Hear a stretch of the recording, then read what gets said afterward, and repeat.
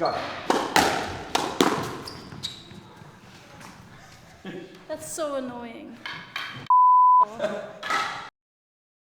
Kia ora guys, Paul Coll here, wheel number 3. Come join me for my full preparation leading into the London Classic. Ready? Just rotate starting balls, okay? So first drill, we're just doing simple rotating drives, just working on the session, sort of working on footwork in the front, trying to get into the right position for multiple options. So yeah, starting pretty easy, just rotating drives, making sure our footwork's nice and balanced and you know, right foot forward for the backhands.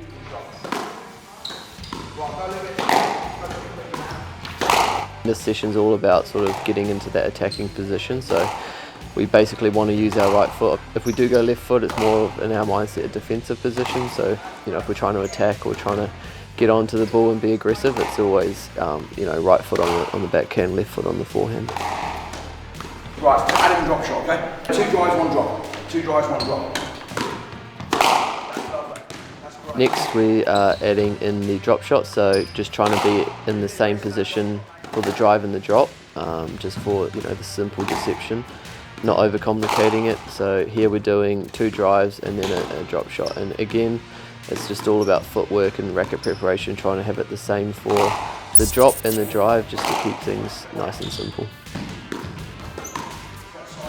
So we have been doing a lot here, and it's very basic, but I think these are some of the fundamentals that are overlooked in squash, and a lot of it's about our footwork, so just grooving this over and over in a pattern is very important. And you know, what makes Rob such a good coach is just the amount of repetition that we do in simple positions, but you know, making sure everything, attention to details there, and just grooving it over and over again. So now we are doing the same drill, but you can drop at any time. So again, it's just about trying to hold your opponent a bit more on the tee, but you know, show a drop and a drive. Have 2 options from the same technique, same footwork. Again, just keeping it nice and simple, but effective at the same time. Let me say it's got a lot more better on us than we did. We're still 0-0 now. I've made a mistake. She hasn't made a mistake. He's made a mistake. The game's changed, hasn't it? The game's changed. Look at the face. Hey? Right, love all. So this is some of the fundamentals that Rob brought into my game when I first started working with him. You know, I used to do a lot of big lunges in the front corners and wouldn't really have too many options. So a lot of it was focused on my footwork and just giving me more options from the same swing, not overcomplicating it, not trying to be too deceptive, but just keeping everything looking the same, a bit more balance in the front, not doing, you know, the big fancy lunges that I used to do and sliding in there, just being a lot more balanced and a lot more aggressive in those corners.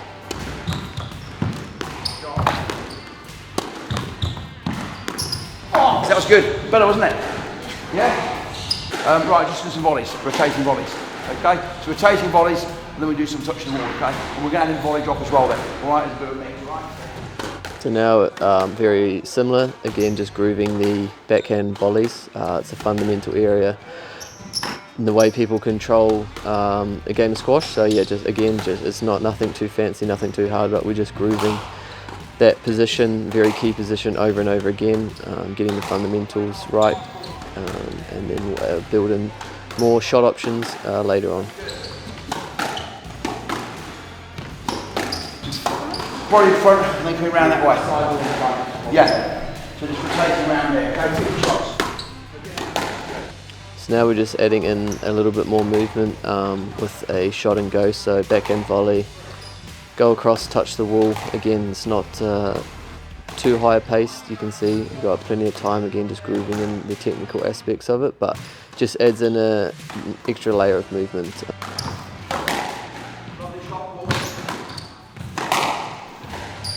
So we're doing 50 shots here, so it's not too hard. You can see a controlled pace, but yeah, obviously we know where the end is. Sometimes he likes to not tell us where the end is, so we just have to push for, you know, as long as he wants us to. So just trying to, you know, make no mistakes with 50 shots and just stay concentrated for a decent amount of time. Okay. So we've got the swaps, so we'll now go first. Just put the volley drop in, with the drop, drive, and the volley. Okay? Ready now? We are now doing 2 volley drives and a volley drop, similar to the up the front. Now it's just Nele is grooving the drop over and over again. This is, again, it's not our most physical session, but going into a tournament, it's all about grooving these fundamental positions. So duration's still quite long, but the intensity is not up there compared to some of our pre-season training.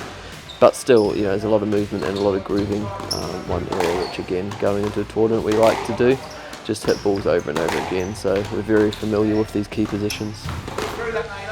I think just having the confidence and knowing the technical things that you need to do in these key areas. I think you know, the more fundamentally sound your technique is when the pressure comes on, you want to know what you're doing and you want to have a lot of confidence that you've hit a lot of balls in these areas. So like I said, when the big points are on, that you're very confident in these places. And I think, you know, some players that have flashy techniques, when the pressure comes on, you know, you sort of know that there's going to be, or you're pretty confident there could be a mistake coming. So yeah, it's just about grooving the technique over and over again and being confident that the ball's going to go where you're planning on it going.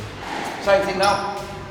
Don't be afraid to use that straight knob. He's under pressure. Yeah, practice that one. So you practice that. Now we're adding in where we both have the option to volley drop. So again, trying to choose the right shot to play the drop on. I think this is an area where, you know, if you get the ball floor first and tight, that's where you create the patterns from. And I think especially at the top level squash, it's all about how do you set up the patterns rather than trying to hit outright winners. I think the way how fast the game is and how athletic everyone is at the moment, that to hit an outright winner is very hard. So, you know, it's all about that pattern play, trying to set up where you can get an opening from to, you know, hit the area of the court, and that coming from a straight drop, you know, tight on the wall where you can get the loose one to hit the ball past them is very key in that area. Cross court nicks obviously look great, we all like to hit them, but it does open the court up for your opponent and can take you out of a, you know, a good position to a defensive position if you miss it. So yeah, I think, you know, again, grooving the fundamentals, trying to get the ball nice and tight, opening the court up for your next winning shot.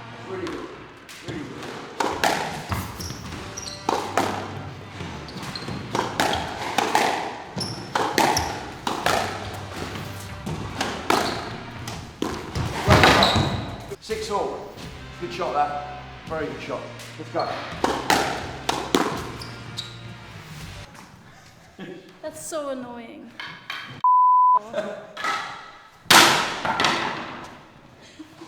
Oh, you're not ready for that one. How many times have you called you that?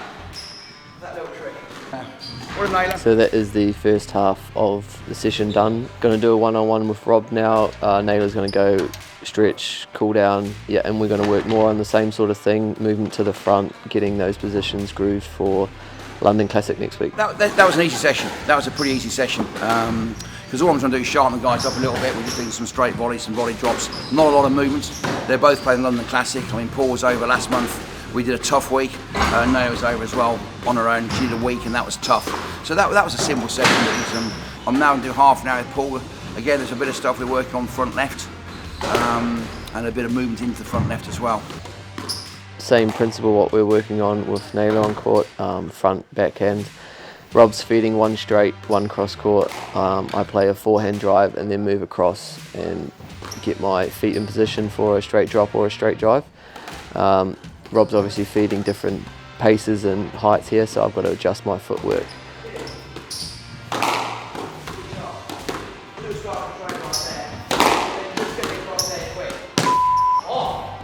Obviously you can see me getting a little bit frustrated there. You can see it's not so much the shot, like if I missed the shot, but I'm happy with how I played, but you know, I just lost my wrist position there and I didn't think my technique was, you know, I didn't execute it well enough. So yeah, just sort of reminding myself, you know, to get my hand below the ball and, you know, not get lazy with my movement and racket face and try and adapt with my wrist. You know, I want to be in the right position to execute the shot. Again, I know where the ball's going, so there's no excuses for me not being in the correct position.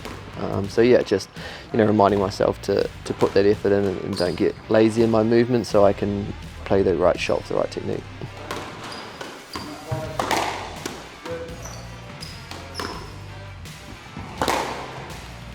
So here I'm just playing Boast. Rob's feeding both sides of the front court. It's just very good for quick footwork and adjusting my feet to get in position. There's just a lot of small movements to be able to play the Boast. So again, Rob's feeding is crucial here, that he's feeding in different paces, different depths, so I'm constantly adjusting my footwork and just trying to get into a balanced position.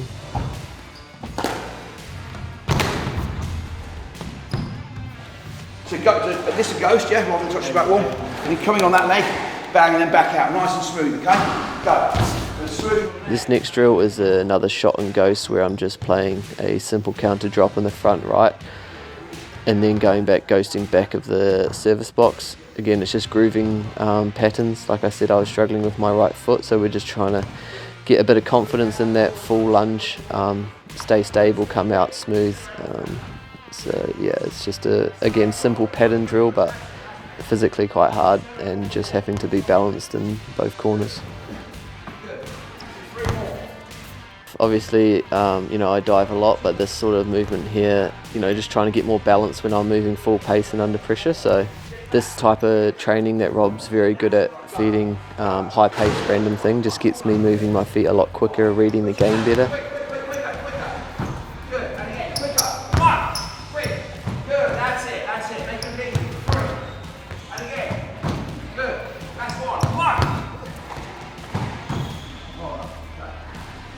You said before we were planning this, you said today would be quite a light session.